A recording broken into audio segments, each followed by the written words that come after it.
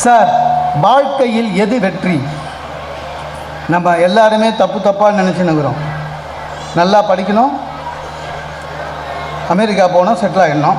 இல்லை நல்லா படிக்கணும், பெரிய ஜாபில் இருக்கணும், வீடு வாங்கணும், செட்டில் ஆகிடணும். இல்லை நல்ல வேலையில் இருக்கணும், பொசிஷனில் இருக்கணும், செட்டில் ஆகிடணும். இதுதான் வாழ்க்கையோட வெற்றின்னு நினைக்கிறோம்.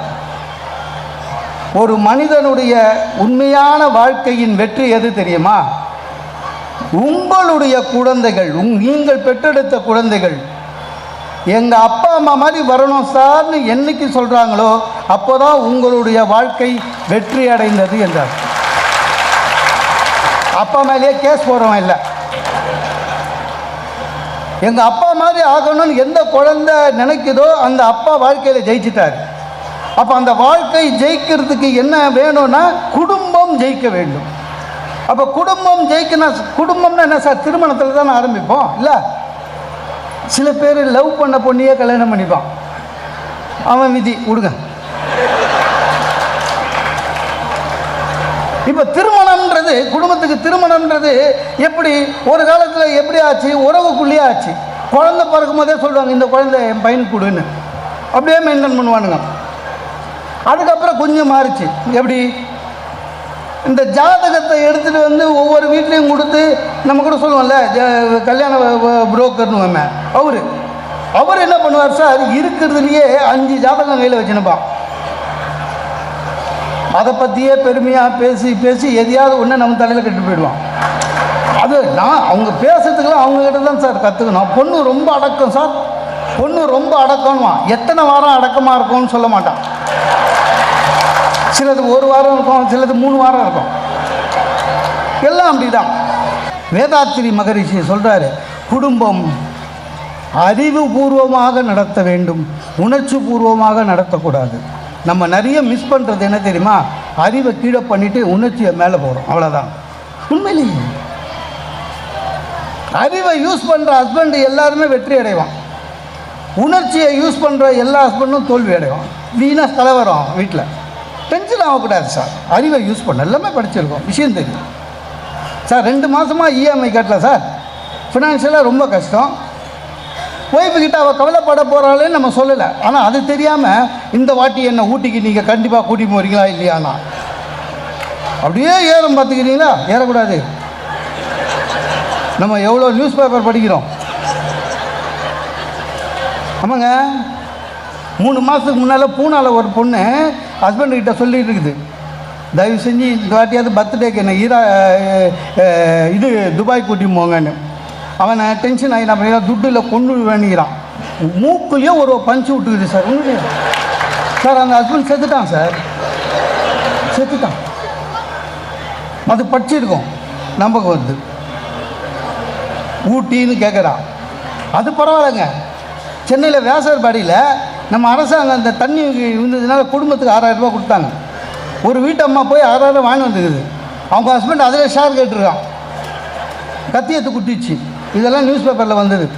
இத்தனையும் அந்த அசிஸ்டன்ட் இன்ஜினியர் யாராக இருந்தா அதெல்லாம் ஞாபகம் வருது. அதனால் என்ன பண்ணோம்? உணர்ச்சி பூர்வமாக இல்லை, அறிவு பூர்வமாக இதெல்லாம் ஞாபகம் வச்சுன்னு நம்ம முக்கிய ஞாபகம் வச்சுன்னு கண்டிப்பாக கூட்டி போகிறோமா சொல்லணும். இந்த அம்மா கூடவும் மனைவி கூடவும் வாழற ஹஸ்பண்டுங்களை வீட்டில் சண்டை அவங்க 2 பேரால் தான் வரும் இல்லை? எல்லா ஒய்ஃபும் சண்டையில் அந்த கேள்வி கேட்கணும் சார். எந்த குடும்பமாக இருந்தாலும் சரி, உங்களுக்கு நான் முக்கியமா உங்கள் அம்மா முக்கியமா கேட்கும். உடனே நம்ம என்ன நினைப்போம்? அம்மான்னு நினைப்போம். உணர்ச்சி, அறிவு. நீ அம்மான்னு சொல்லிட்டா உனக்கும் சோறு கிடைக்காது, அம்மாக்கும் சோறு கிடைக்காது. அதனால் உஷாராக இருக்கணும். என்ன சொல்லணும்? உங்களுக்கு நான் முக்கியமா உங்கள் அம்மா முக்கியமா? விடுமா, கொஞ்ச நாள் அட்ஜஸ்ட் பண்ணு அப்படின்னு சொல்லணும். அந்த கொஞ்ச நாள் யாருக்குன்னு சொல்லக்கூடாது. அங்கே தான் ட்விஸ்ட் இருக்குது சார். எப்போவுமே சார் உணர்ச்சி வசப்பட்ட ஃபெயிலியர் சார். வீட்டில் ஒய்ஃபுக்கு ஷாக் அடிக்குது சார். நம்ம ஒய்ஃபு சுவிட்ச் போர்டில் கை வைக்கிறா, ஷாக் அடிக்குது. உடனே போய் தொடுவீங்களா? உங்களுக்கு ஷாக் அடிக்கும். உணர்ச்சி வசப்படக்கூடாது. ஒரு விறகு கட்டை எடுத்து, அதான் ட்ரீட்மெண்ட்டு. விறகு கட்டை எடுத்து பட்டுன்னு போடணும். அப்போ தான் ஷாக்லேருந்து வெளில வரும். அடித்த மாதிரியும் ஆச்சு, காப்பாற்றின மாதிரியும் ஆச்சு. அறிவை யூஸ் பண்ண வேணாமாங்க? அறிவு எதுக்கு இருக்கு? அறிவை யூஸ் பண்ண வேணும். எதுவாக இருந்தாலும் சரி சார், குடும்பத்தில் ஒன்றும் பண்ண முடியாதுங்க. வாழ்க்கை அந்த மாதிரி தான், குடும்பம் அந்த மாதிரி தான். 40 ஆம்பளைங்க ஒரே அறையில் 10 வருஷம் ஒத்துமையாக இருக்கான். ஆனால் 2 லேடிஸ் அவ்வளோ பெரிய வீடு, ஒன்றும் பண்ண முடியும். ஆனால் அந்த கல்யாணம் முதல் வாரம் இருக்குது தெரியுங்களா, அதை நினச்சி பார்ப்பேன். அவ்வளோ ஒத்துமையாக இருக்கும். அத்தை, இனிமேல் நான் உங்களை அம்மான்னு கூப்பிடவா? அம்மா நீ என் பெரிய பொண்ணுமா, எல்லாம் ஒரே வாரம் தான். அப்புறம் அத்தையாவது சொத்தையாவது. எங்கள் அம்மா சார் கல்யாணம் ஆகி 6 மாதத்தில் என்கிட்ட சொல்கிறாங்க, ஏண்டா நீ கூட மாறிட்ட, அவள் எது சொன்னாலும் பூமி மாதிரி தலையாட்டுறா. இல்லைம்மா, மனைவி சொல்லே மந்திரம்னு படிச்சிருக்கேன்னு. அது உங்கள் அப்பாவுக்கு சொன்னது உனக்கு இல்லைன்னாங்க. ஒன்றும் பண்ண முடியாது சார். உண்மையிலே சார், படிக்கிற பசங்களுக்கு வருஷத்தில் ஒரு நாள் எக்ஸாம் சார். இல்லை, ஒரே நாள் கடைசியில் எக்ஸாம். சிஓக்கு தெரியும், அவங்களுக்கு சிலபஸ் இருக்குது. இல்லை, சிலபஸை விட்டுட்டு கேள்வி வந்தால் அந்த கேள்வியை மட்டும் எழுதினாலே மதிப்பெண் உண்டுன்னு கேள்விப்பட்டிருக்கேன் நான். அவ்வளோ பாதுகாப்பு. ஆனால் வாழ்க்கையில் ஆம்பளைங்களுக்கு டெய்லி எக்ஸாம், சிலபஸ் கிடையாது, சாய்ஸும் கிடையாது, சத்தம் சார். 7 மணிக்கு ஆஃபீஸுக்கு கிளம்புறோம். ஒய்ஃப் வந்து கேட்குது, எவ்வளோ நாளாக உங்கள் அம்மாவும் உங்கள் அப்பாவும் நம்ம வீட்டிலே இருப்பாங்க, உங்கள் தங்கச்சி வீட்டுக்கு கொஞ்சம் அனுப்புங்கன்னு. அவள் என்ன கேட்க வந்தா, எவ்வளோ நாளாக உங்கள் அப்பா அம்மா இருப்பாங்கன்னு கேட்க வந்தா. நான் பெரிய சண்டை ஆகிட போதுன்னு உங்கள் தங்கச்சி வீடுன்னு சொல்லிட்டான். சாயங்காலம் வந்தால் அம்மா வந்து ஹாலு யஸ்வரலட்சுமி மாதிரி இடுப்பில் கை வச்சுன்னு உன் பொண்டாட்டியை கொஞ்சம் அடக்கி வைன்னு. முடியுமா? நான் எங்கள் அப்பாவாலே முடியலன்னா ஈஸ்வரில் உட்காந்துக்கிறார் அவர் பையன். ஆமாங்க, அவங்களாம் லேடிஸ் சில வாட்டி ரொம்ப ஃப்ராங்காக பேசுவாங்க சார். இந்த ஒளிவு மறைவே கிடையாது. இப்போ சொல்கிறேங்க, உங்கள் சின்ன தங்கச்சி எனக்கு பிடிக்கவே இல்லைங்க, மூஞ்சி எதிர்க்க சொல்கிறான். சார், நம்ம என்றைக்காவது ஒய்ஃபு கிட்ட சொல்லியிருக்குமா உன் சின்ன தங்கச்சியை பிடிக்கணும்? நியாயம் வேணும், ஒரு நியாயம் வேணும்ல. அவங்க அப்படி தான் இருப்பாங்க, ஒன்றும் பண்ண முடியாது. எது உண்மையிலேயே நல்ல குடும்பம் தெரியுமா சார்? ஒரு அம்மா காஃபி, அந்த பேப்பர் படிச்சுன்னு இருக்கான், காஃபி எடுத்துன்னு வந்து வைக்குது, வச்சுட்டு அது சமையல் ரூம் போகுது. இவன் பேப்பர் படிக்கிறதுல இன்ட்ரெஸ்டாக இருந்தான். அவன் பொண்ணு ஒரு 10 வயசு கிடுகிடுன்னு வந்து அந்த சென்டர் டேபிள் 8 வச்சு காஃபி கொட்டிடுச்சு. இது சீனு. காஃபி கொட்டின உடனே அந்த பொண்ணு பயந்துடுச்சு. டாடி சாரி டாடி, சாரி டாடின்னு. அப்பா பேப்பரை முடிச்சுட்டுமா, காஃபி போட்டோம்மா, அடிபட்டுதா பாரு முட்டியில், சென்டர் டேபிள் இடிச்சிங்க, முட்டியில் அடிபட்டுதுன்னா. அம்மா வரா, என்னங்க குழந்தை அடிபட்டுச்சு, காஃபி கொட்டுச்சு. அம்மா சொல்கிறா, எல்லாம் என் தப்புங்க, நான் காஃபி வச்சுட்டு குடிக்கிற வரையும் இருந்துட்டு போயிருக்கணும். இது குடும்பம். இந்த பொண்ணு இடித்த உடனே எனக்குன்னு வந்து சேர்த்திய குரங்கு அப்படின்னு இவன் திட்டினா, அது பொண்ணு சொல்லும், உன் பொண்ணு தானே, நான் குரங்கு தான்.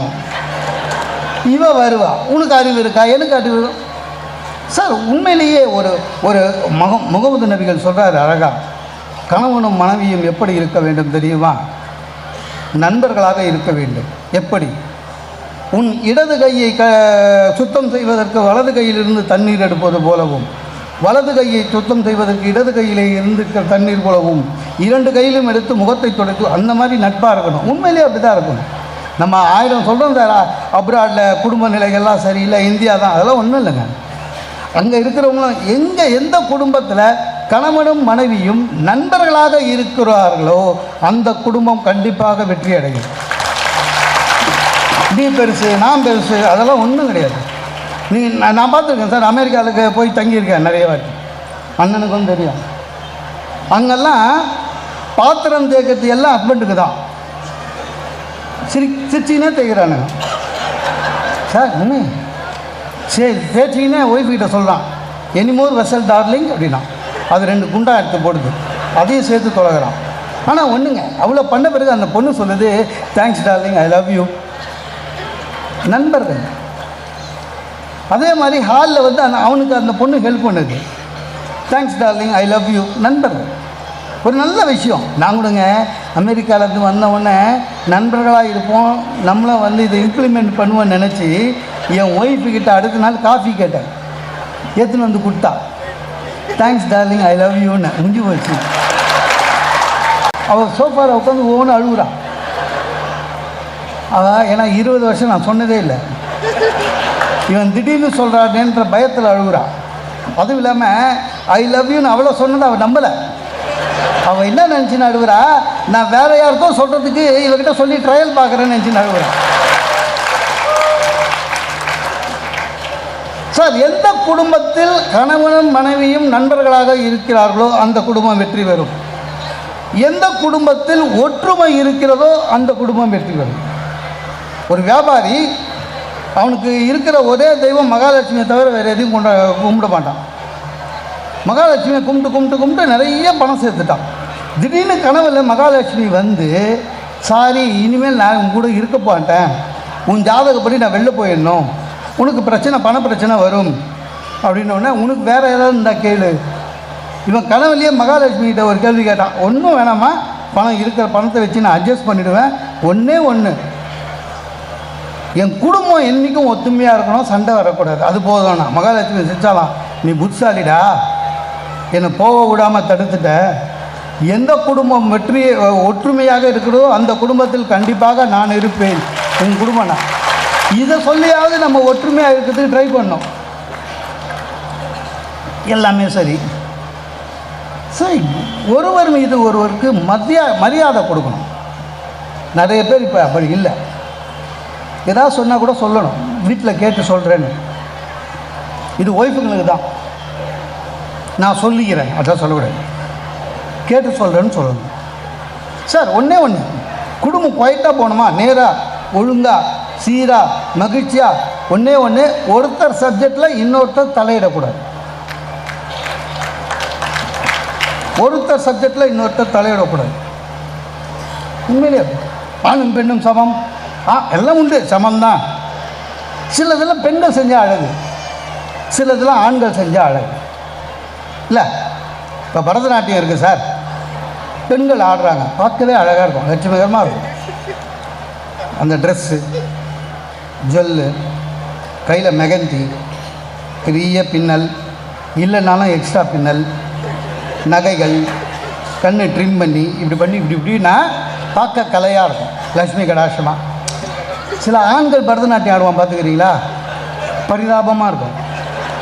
ஏண்டாப்பா, ஏன்னா ஷர்ட்டு இல்லை சார், ஷர்ட்டு கைட்டு போட்டு நகை மட்டும் போட்டுப்பாங்க, இங்கே வங்கி இங்கி போட்டு, அவனை மெகந்தி வச்சுன்னு மீசையெல்லாம் எடுத்துட்டு புருவத்தை புயிச்சு அவனும் இப்படின்னு வச்சுக்கிற, பாவமே பயமாக இருக்கும். ஆணும் பெண்ணும் சமம், ஆனால் பரதநாட்டியம் பெண்களுக்கு அழகு, ஆண்களுக்கு பாவம். அதே மாதிரி இப்போ தவில் இருக்குது வச்சுங்க, அது ஆண்களுக்கு தான் கம்பீரம். சத்துக்கிட்டு இல்லாமல் வெறும் வேட்டி கட்டின்னு கையில் மோதிரம் போட்டு டிட்டுட்டேன்னா பார்க்கவே கம்பீரமாக இருக்கும். இப்போலாம் சில பெண்கள் தவில் வாசிக்கிறாங்க, பார்க்கும்போது பயமாக இருக்குது. இந்த அம்மா தவிலே இந்த கிடிக்குது, அவங்க ஹஸ்பண்டு பாவம்னு. அதுக்கு ஒருத்தன் சொல்கிறான், அவரும் மேடையிலே சிங் பொண்ணுங்கிறார் சார்.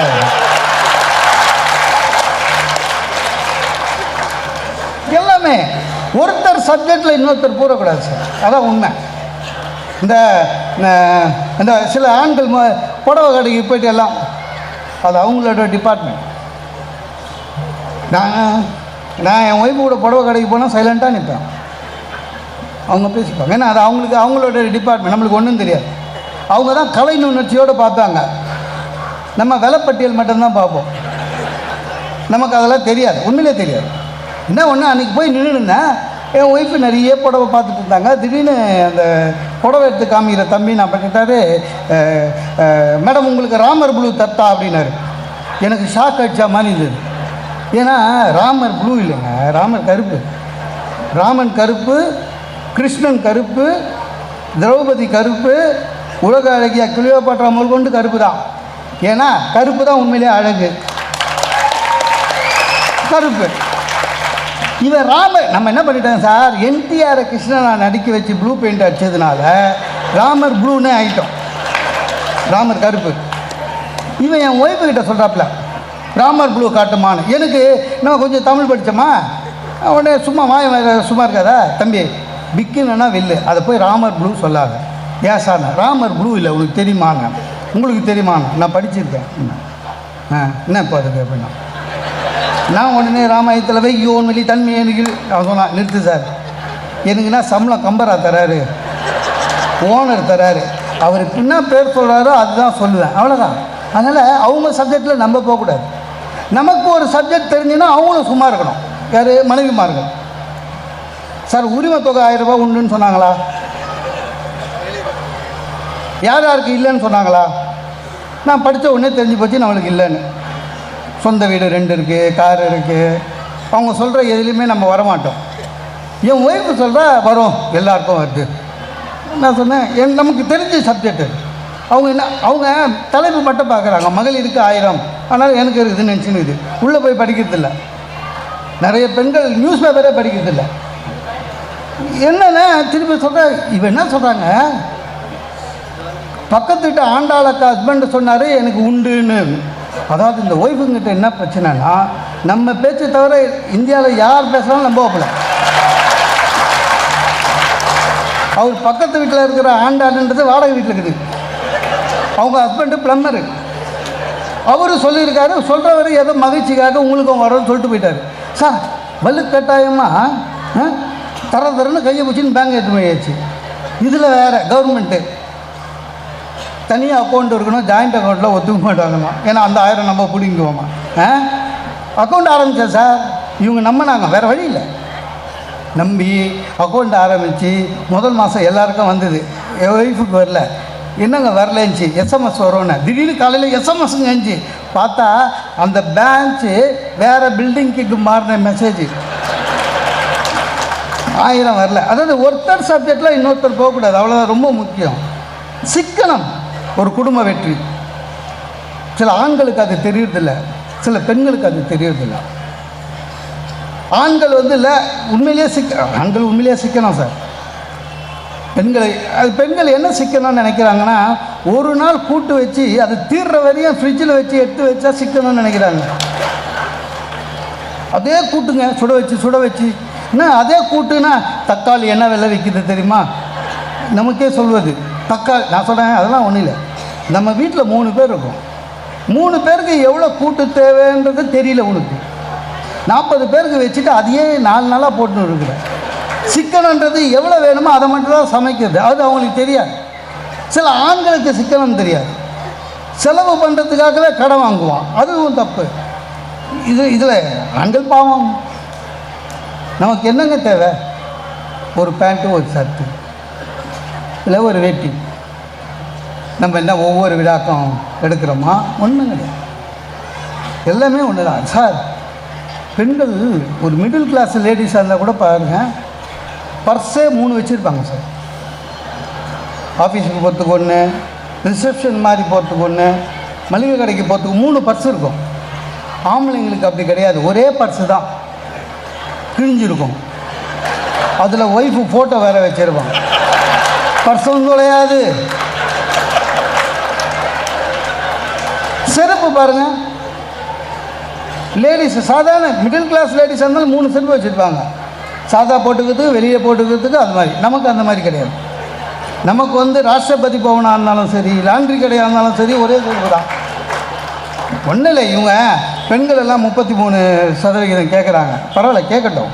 ஆனால் ஒன்று நம்ம வீட்டு பீரோவில் நம்மளுக்கு எத்தனை சதவீதம் சார்? இது ஒன்றும் கிடையாது.